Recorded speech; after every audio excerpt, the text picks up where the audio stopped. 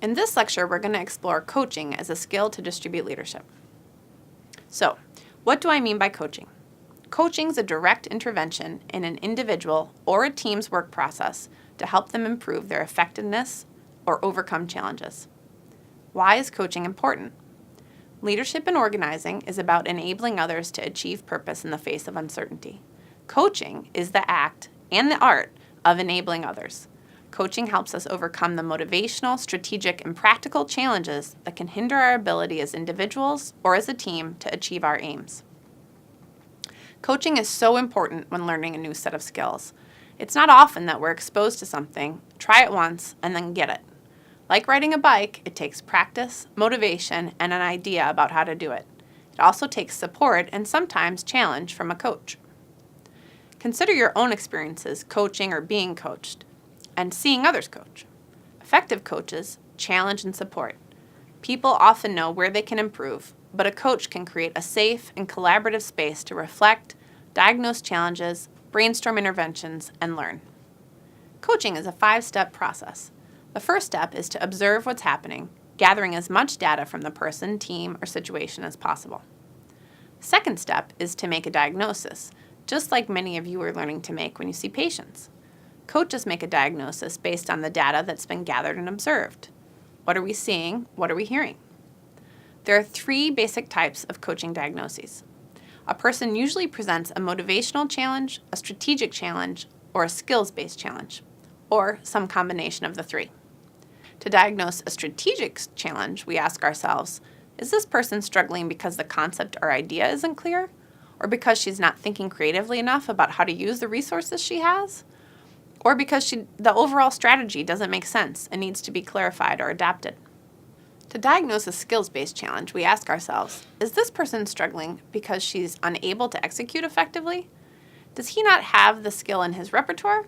Or is he getting interference from other habits and behaviors? For instance, someone may be well-versed in marketing, but may think that's a substitute for authentic storytelling.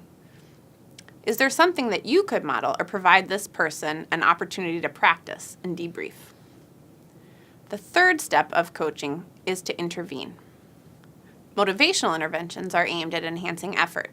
Here we're trying to help people understand and confront fear, embarrassment, or other emotions that inhibit willingness to try harder or to persist in the face of setback.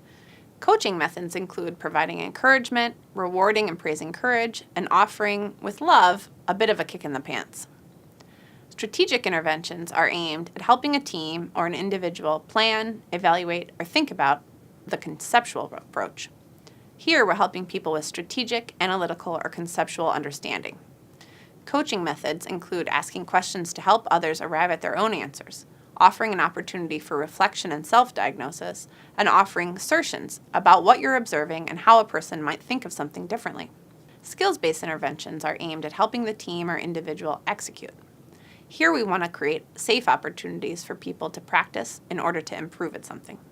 Coaching methods include modeling the skill, conducting a role play, breaking the skill into smaller parts and inviting others to try them one at a time, and reflecting together to identify strengths and ways to improve. It's important to know when to apply each intervention. For instance, if an individual is struggling with motivation and is offered skills-based coaching, it's likely to frustrate her further. The fourth step of the coaching process is to develop a set of action steps to take forward, opportunities to practice with you as a coach or in the field.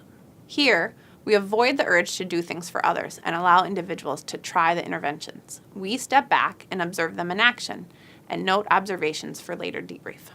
The fifth step of coaching is to check in. We debrief and continue to monitor over time. We ask reflection questions like, what went well? What are you challenged by? What are some possible solutions to that? What are your goals and next steps? There is a craft to coaching. Body language matters, like sitting at the same level, holding eye contact, listening, leaning in, offering expressions of support, even alongside words of challenge, and demonstrating enthusiasm and respect for the other person. Finally, I want to underscore, coaching is meaningful whenever we're working to enable others to build their capacity to act. This reinforces a culture of distributed leadership in our projects.